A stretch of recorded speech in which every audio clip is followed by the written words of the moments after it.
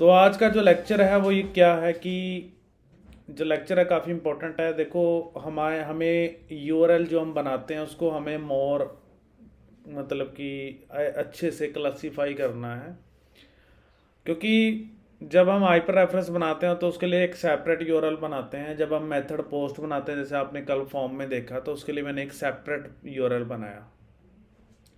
मैं चाहता हूँ कि मैं एक ही यूआरएल बनाऊँ, हाइपर रेफरेंस के लिए भी एक ही यूआरएल बने और मेथड पोस्ट के लिए भी एक ही बने। पाथ, यूआरएल पाथ, है ना। तो उसमें कैसे काम करना है, सबसे पहले तो मैं इसका एग्जांपल दूंगा आपको। बट अभी मैं पाइचाम में ओपन करके दिखा देता हूँ आपको कि एक्चुअली में मैं कहना क्या चाहता हूँ। पहले मैं अपनी एप्लीकेशन को रन करता हूँ। ये मैंने अपनी एप्लीकेशन को रन किया यहाँ से।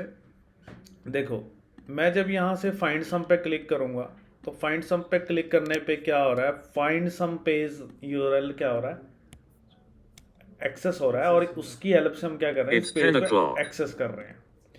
कोडिंग के अंदर फाइंड सम पेज कहाँ पे है, आप देखोगे कि कॉमन पेज के यूआरएल के अंदर है, कॉमन ऐप की यूआरएल के अंदर मैंने यहाँ पे फाइंड सम लिख रखा है यहाँ पे। अब जो ये फाइंड सम पेज है, ये क्या कर रहा है, यहाँ से व्यूज़ के अंदर जाके सम अंडरस्कोर पेज नाम का एक फंक्शन है जो कि मैंने व्यूज़ के अंदर बनाया हुआ है। ओके, ये रहा सम पेज जो है, सम डॉट एचटीएमएल को क्या कर रहा है, रेंडर कर रहा है। अंडरस्टूड। अगेन, अब मैं यहाँ पे वैल्यू डालता हूँ। लेट्स सपोज मैंने वैल्यू 12 डाला, यहाँ पे मैं वैल्यू डालता हूँ 2। तो फाइंड सम क्लिक करता हूँ तो रिजल्ट 4 आ रहा है। बट इन दिस केस जब मैंने क्लिक किया तो मेरे यूआरएल जो है वो इसके लिए मैंने सेपरेट बनाया, यानी कि वैल्यू कैलकुलेट करने के लिए मैंने सेपरेट बनाया। देखो, ये चीज़ तो सम पे से चल गई, फिर कैलकुलेट सम का मुझे सेपरेट इस यूआरएल के अंदर बनाना पड़ा यहाँ पे। यानी कि आप देख सकते हैं, तो मुझे दो दो यूआरएल बनाने पड़ रहे हैं। पहले तो फाइंड सम का बनाना पड़ रहा है, वो पेज को एक्सेस कर रहे हैं, फिर कैलकुलेट करने के लिए सेपरेट बनाना पड़ रहा है। व्हाट आई वांट कि I only want one URL for hyper reference get request and post request. So how we can do this, I will give you today example कि how to create a common URL for get and post method and how to work with the same URL path. Okay, for this मैं आपको एक separate example दे रहा हूँ इसके लिए। तो हम क्या करते हैं, सभी तो मेरे एग्जिस्टिंग पेजेस ओपन हैं, मैं उनको यहाँ से क्या कर रहा हूँ, बंद कर रहा हूँ। ठीक है, सबसे पहले हम क्या करते हैं डियर, एक टेम्पलेट्स के अंदर एक पेज बना लेते हैं और मैं एक छोटा सा एग्जांपल लूँगा। लेट्स सपोज मुझे 2 नंबर को मल्टीप्लाई करना है। ठीक है, तो मैंने यहाँ पे मल्टीप्लाई नाम से एक HTML पेज बना लिया, मल्टीप्लाई डॉट HTML। ठीक है, यहाँ पे हम एक H1 टैग भी लगा लेते हैं, अलाइन इक्वल टू सेंटर। ठीक है, और यहाँ पे लिखता हूँ मैं मल्टीप्लीकेशन ऑफ 2 नंबर। ठीक है, मल्टीप्लीकेशन ऑफ 2 नंबर। तो यहाँ पे एक सेंटर टैग, वैसे तो मैं उसको भी सेंटर टैग के अंदर रख सकता था, चलो कोई बात नहीं। मैं एक फॉर्म बना लेता हूँ, फॉर्म एक्शन फाइंड मल्टी। थोड़ा जूम करते हैं इसको। मेथड मैं यहाँ पे पोस्ट कर रहा हूँ।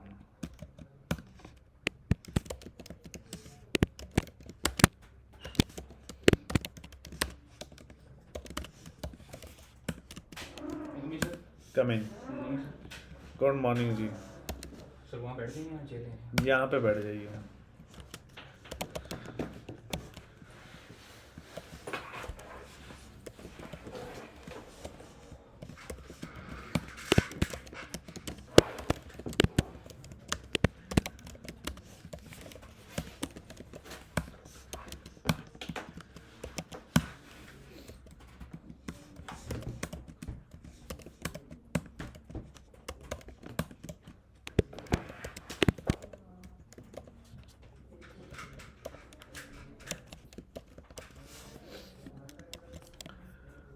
तो मैंने यहाँ पे क्या किया है अभी फ़िलहाल के लिए, अभी मैंने टेम्पलेट्स के अंदर क्या किया है, एक पेज बनाया है मल्टीपल डॉट HTML का। ठीक है जी, ये मेरे पास मल्टीपल डॉट एचटीएमएल का मैंने पेज बना लिया। सो इन दिस पेज मैंने क्या किया है, एक अलाइनमेंट सेंटर किया, मल्टीप्लिकेशन ऑफ 2 नंबर, और साथ में मैंने यहाँ पे एक फॉर्म एक्शन लगाया है फाइंड मल्टी नेम से। मैंने दो मतलब कि इनपुट्स लिए हैं, enter your first value, enter your second value, and और मैंने एक बटन बनाया find multiplication. So very easy. तो आपको पता है कि आज का लेक्चर जो है वो मैं क्या कराने वाला हूँ। अब देखो हमने क्या करना है, अब हमें होम डॉट एचटीएमएल में जाना है और यहाँ पे एक हाइपर रेफरेंस बनाने वाला हूँ मैं, ठीक है। href इक्वल टू, और यहाँ पे लिखते हैं फाइंड मल्टीप्लिकेशन, फाइंड मल्टीप्लिकेशन। और यहाँ पे आप देखेंगे जो मैंने यहाँ पे एक्शन लगा रखा है फाइंड अंडरस्कोर मल्टी का, इसको सेम एज लाइक मैं यहाँ पे डिफाइन करूँगा, यहाँ पे डिफाइन करूँगा, ठीक है जी, समझ में आई मेरी बात। तो ये जो मैंने फाइंड मल्टीप्लिकेशन लगाया है, ये हाइपर रेफरेंस लगाया मैंने होम के अंदर, तो मैंने यहाँ पे क्या लिखा, फाइंड अंडरस्कोर मल्टी लिखा, समझ में आया। और यहाँ पे भी वो चीज़ सेम लिखी और यहाँ पे भी सेम लिखी। तो मेरे जेंगो को कैसे पता लगेगा कि हाइपर रेफरेंस जब मैं चला रहा हूँ तो मुझे गेट रिस्पॉन्स देना है, और जब मुझे फॉर्म चलाना है तो मुझे पोस्ट रिस्पॉन्स देना है। सो टुडे लेक्चर मीन्स हम यूआरएल मल्टीपल ना बना के एक ही यूआरएल को हम ऐसा यूआरएल बनाएंगे जब हम चाहें तो उसको एज अ वो गेट काम करे, जब हम चाहें तो एज अ पोस्ट काम करे, ठीक है। तो मैंने सेम ही दिया है, यहाँ पे भी सेम दिया है, इस केस में भी और इस केस में भी मैंने इसको सेम दिया है, ठीक है जी। अब यूआरएल में चलते हैं। देखो यूआरएल में हम क्या कर रहे थे, पहले पेज के लिए अलग यूआरएल बना रहे थे और पोस्ट के लिए अलग यूआरएल बना रहे थे। तो ये हमारे लिए काफ़ी ज़्यादा मतलब कि यूआरएल्स काफ़ी ज़्यादा बन जाते।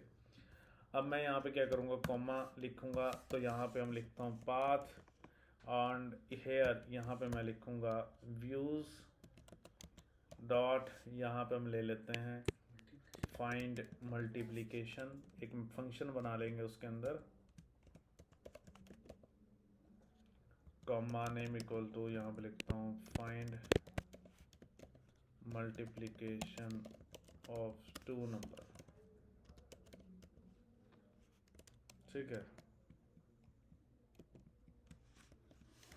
ठीक है जी। तो मैंने यहाँ पे लिखा find multi comma view find underscore multi name equal to find multiplication of 2 number.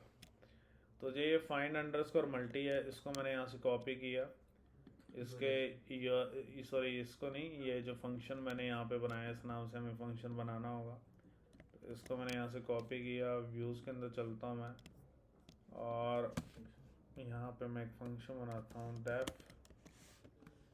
Request, यहाँ पर मैं लिखता हूँ इफ़ यदि method dot sorry request dot method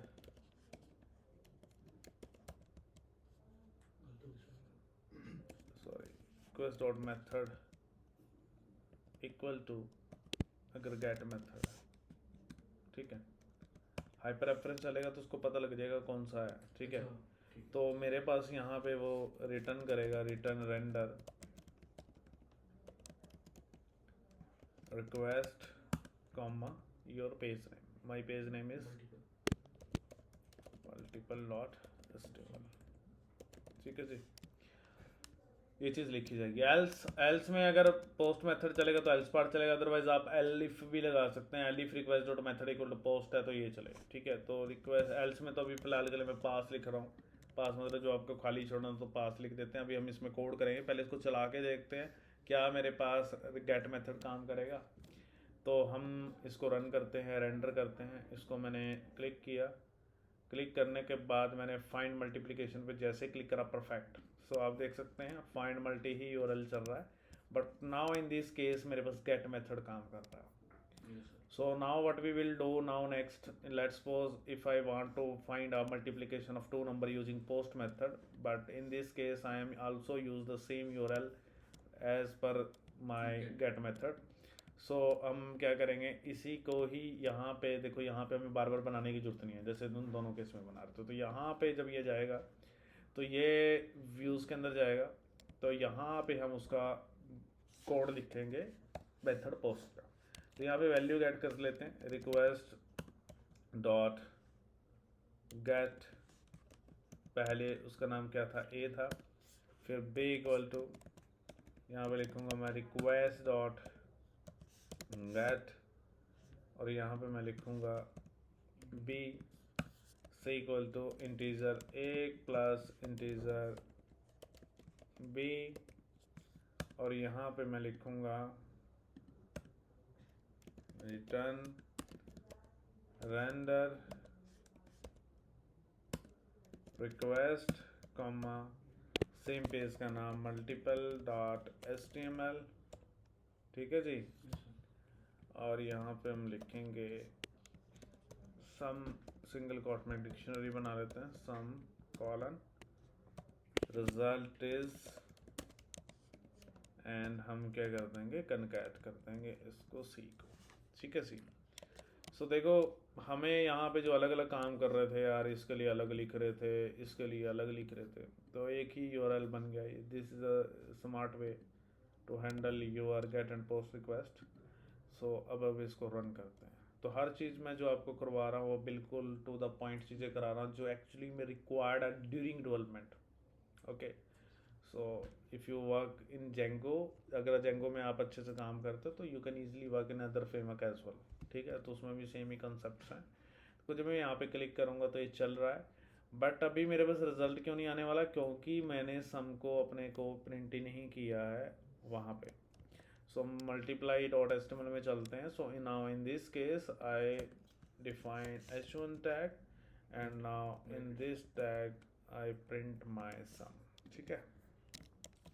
run करते हैं, रन करने पे चलते हैं। तो क्लिक करता हूँ मैं यहाँ पे, जब क्लिक करूँगा तो आप देख सकते हैं कि मैं अगर कोई वैल्यू एंटर कर रहा हूँ तो मैं क्लिक करता हूँ तो मेरे पास ये सिर्फ टोकन का एरर आ गया। ये तो आपको पता ही है, क्योंकि जब भी आप मेथड पोस्ट लगाते हैं तो हमें CSRF टोकन लगाना बड़ा कंपलसरी होता है for security point of view. CSRF underscore token ये हमेशा मिस हो जाता है। तो इसको चलाते हैं, क्लिक करते हैं, फाइंड मल्टीप्लिकेशन 12 2, क्लिक करते हैं। तो क्या कह रहा है, एक्चुअली गेट मेथड नहीं होता, object has a no attributes get, right? So I think so there is an error and view page, okay, request dot post dot get होता है। So here I mistake, request dot post dot get, understood? So again मैं इसको run करता हूँ, find multiplication में देखो same ही है, और जब मैं वैल्यू डालूंगा तो भी ये परफेक्ट काम करेगा, ठीक है। So can only concat string not integer, same as like previous day error, yesterday error, है ना।